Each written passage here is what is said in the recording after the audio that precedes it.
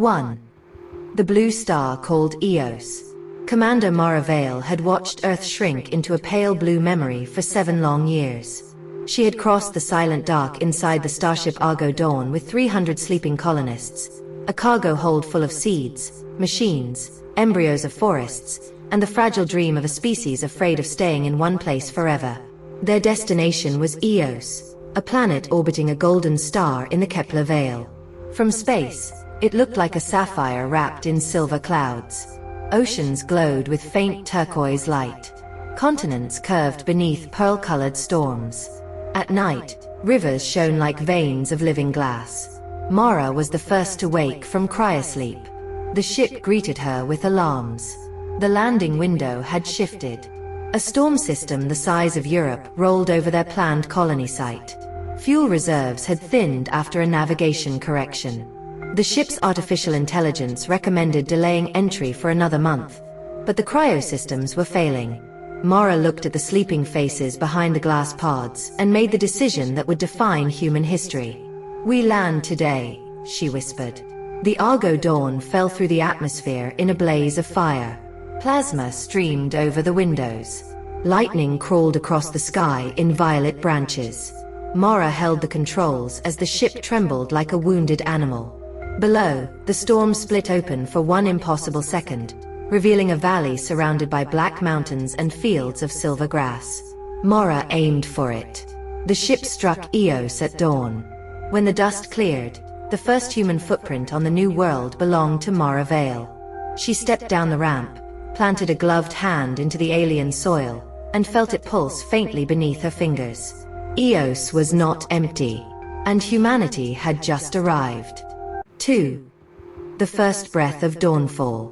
The valley became known as Dawnfall because the sun rose there in 2 colors, gold over the mountains and blue reflected from the glowing grass. Every morning looked like the universe was being born again. Mara led the settlement's first construction teams. Inflatable shelters rose from the plain like white moons. Solar wings opened toward the sky. Drills sank into the crust. Greenhouses were sealed and filled with earth soil, earth seeds, and earth hope. The colonists woke in waves, confused, weak, and terrified. Many wept when they realized they would never see Earth again. Some pressed their hands to the windows and stared at the impossible horizon. Mara never pretended it would be easy. She gathered everyone beneath the half-built central dome and spoke through the settlement speakers. "Earth is our birthplace," she said. "But this valley is our responsibility. We do not conquer Eos. We learn from it. We survive by becoming worthy guests." The words became the colony's first law. But Eos tested them quickly. On the 4th night, silver vines emerged from the ground and wrapped around the power cables. They did not cut them. They tasted them. The vines pulsed with light each time electricity flowed through the grid. The engineers wanted to burn them away. Mara stopped them. Instead, she placed a small battery on the soil near the vines. The plants curled around it gently, drank its charge, and released the cables. That was the first lesson of Eos. Nothing here was passive. The grass reacted to footsteps. The stones changed temperature when touched. Even the wind seemed to carry patterns, repeating notes like a language too old for human ears. Dawnfall survived its first week. Then the sky turned red. 3. The storm that had a memory. The red sky came without warning. Clouds gathered in spirals above the valley, dense and luminous, turning daylight into a bruised twilight. The instruments called it an electrostatic superstorm. The colonists called it the Crimson Wall. Mara ordered everyone underground into the emergency shelters. The habitat domes locked down. The greenhouses folded their shields. The solar wings tucked themselves away like frightened birds. Then the storm struck. Lightning did not fall randomly. It walked. Bolts crawled across the ground in branching patterns, searching, touching, retreating. The storm moved through the settlement like a giant blind creature feeling its way forward. One bolt hit the communications tower and filled every speaker with a sound like a choir inhaling. For 12 hours, Dawnfall shook. A greenhouse cracked. Water tanks burst. A section of the outer habitat lost pressure. Mara crossed the open ground during the worst of it, magnetic boots tearing sparks from the soil, to rescue 2 trapped colonists behind a collapsed airlock. When she reached them, she saw the lightning avoiding the silver grass. Not striking near it. Not touching it. Mara understood. The grass was not just surviving the storm. It was guiding it. She ordered emergency teams to drag bundles of harvested silver grass around the damaged structures. It was desperate, strange, almost ridiculous. But the lightning bent around the grass lines, flowing away from the habitats like water around stone. By sunrise, the storm had passed. Dawnfall stood wounded but alive. In the silence afterward, the colony's damaged receivers began playing a signal recorded during the storm. It was not noise. It repeated in pulses, rising and falling. Mara listened until her heart went cold. The storm had copied their distress calls. Eos was listening. 4. The library under the mountain. The signal led Mara beyond the valley, toward the black mountains that ringed Dawnfall. She took a rover across plains where floating spores shimmered like lanterns and stone arches hummed under the wind. At the base of the tallest mountain, she found an entrance that had not been carved by water, wind, or accident. It was a doorway. The tunnel beyond glowed with soft blue veins. Mara moved carefully, recording everything. The walls were covered in patterns that looked like roots, lightning, rivers, and constellations woven together into one design. Deep inside, she discovered a vast chamber filled with crystalline pillars. When her suit light touched them, images bloomed in the air. Eos had once held another civilization. They were not human, not anything Earth had imagined. They had lived with the planet's living systems, built with crystal and song, and vanished during an age of violent solar storms. But they had left behind a warning. The planet was entering another storm cycle. Dawnfall had landed in a valley protected by natural energy currents, but the protection would fail when the great auroras arrived. The colony had months, maybe weeks, before radiation and electromagnetic surges would destroy every unshielded system.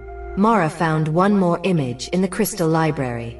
A network of underground routes and mineral towers, ancient planetary organs capable of redirecting storm energy safely into the crust. The system was damaged, but not dead.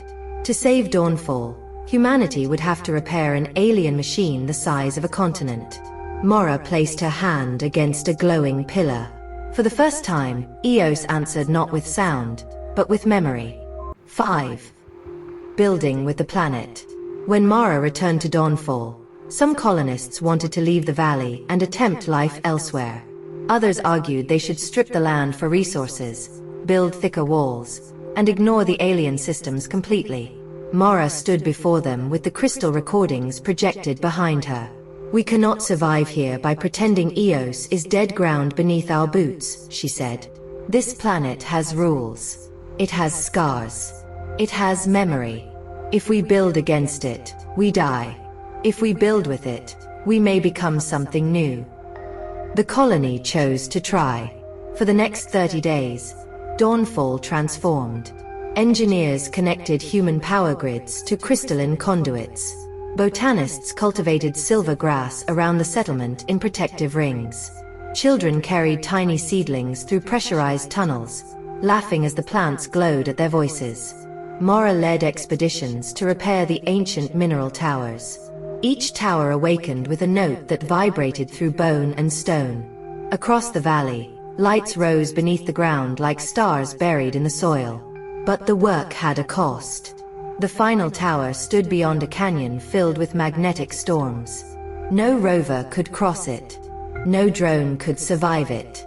Someone had to walk the old bridge, climb the tower, and manually connect the human reactor core to the alien lattice. Mara volunteered before anyone else could speak. On the horizon, the sky began to ripple with green fire. The great auroras had arrived early. 6. The first city of 2 worlds. Mara crossed the canyon alone.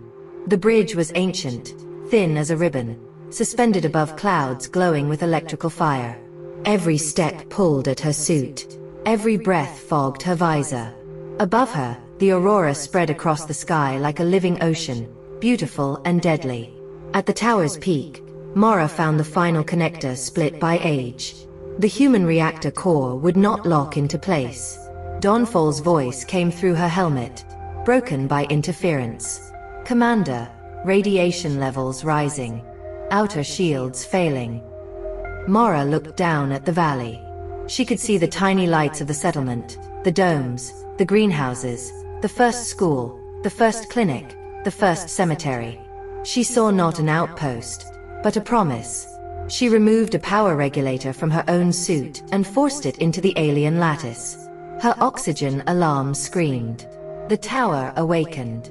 A pulse of blue light raced from the mountain into the valley, then across the plains, then beyond the horizon.